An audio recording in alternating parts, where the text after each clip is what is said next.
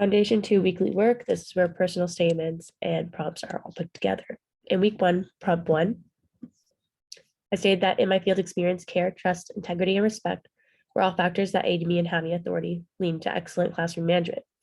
Additionally, these factors directly influence my relationship with students, and I strongly believe that they are the reason I truly connected with each individual in my class. In my current field experience, I find myself thinking of these standards a lot more because I'm at a difficult behavior school. With that being said, I found that treating my students like adults and being caring, trusting, and respectful is something that these students don't always experience. Every day we spend a lot of time judging people, whether we know it or not. And at first glance, these kids at my placement look a little rough around the edges. And for that reason, I feel as though they're being taught and treated like they're in elementary rather than in high school. Telling them what to do or what not to do and never asking them or giving them the opportunity to take ownership. In the little time I was with my students, I noticed that treating them like adults goes a long way to creating a relationship. Most time before and after class, students will come talk to me about their lives and make that connection.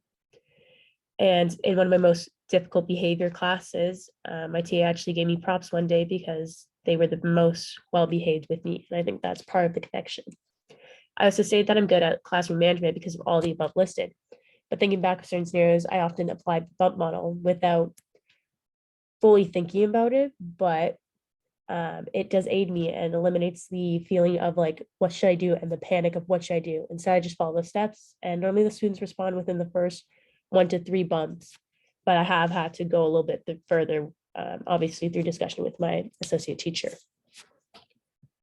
In week 3, we talk about universal design. And I stated that universal design for learning is surrounded by the idea of equity. In other words, universal design for learning favors no one person. Everyone, no matter their ability, have the opportunity to receive the same education. This gets me thinking about both our Equity Friday Foundations and even our DHH seminar. I think part of the universal design is not only allowing access to education, but fair opportunities. It means that no one, depending on their race, ability, or disability, is excluded from receiving the means necessary for them to achieve. This might be more work because I need to illustrate a problem, but also write down and also use manipulatives and explain verbally in another way. At the end of the day, if a student's achieving, who cares if it's more work? The DHH seminar opened my eyes to the difficulties these students are facing in class and in general life.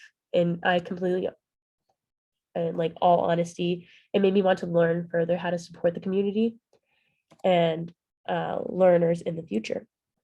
And I wanted to apply some suggestions that I had in week 8, such as labeling objects around the room with ASL sign to teach students ASL to better communicate with their peer. So if there was box of blocks, I would use the symbol, the ASL symbol, and put it as its label for students to learn and make their peer feel included.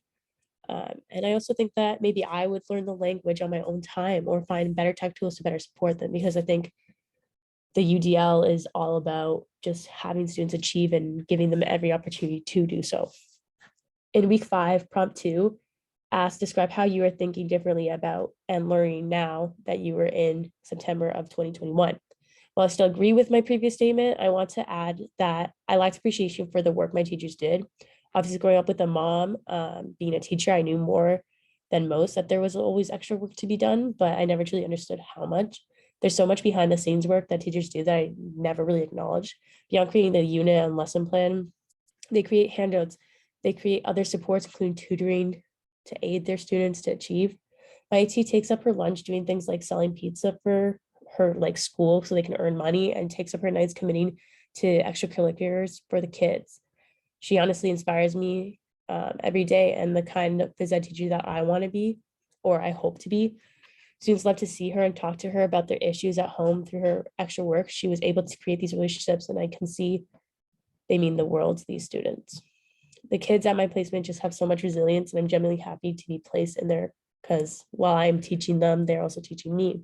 And I think that's a huge part of our career, that yeah, we do teach, but we learn ourselves.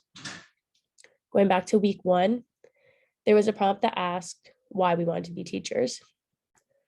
And while I still agree with what I said, I also have added the opportunity to develop my learning. And I want to be a teacher because, like Green said in her reading, we as educators get to be facilitators of change. And while I understand that holds a lot of power, I would honestly be fulfilled, and my whole career would be fulfilled if I influence one student in a positive way. I think it just takes one student for us to realize how much we mean and how much change we can invoke. And I think we all need to remember this. And like William Butler Yeats said, education is not filling of a pail, but the lighting of a fire.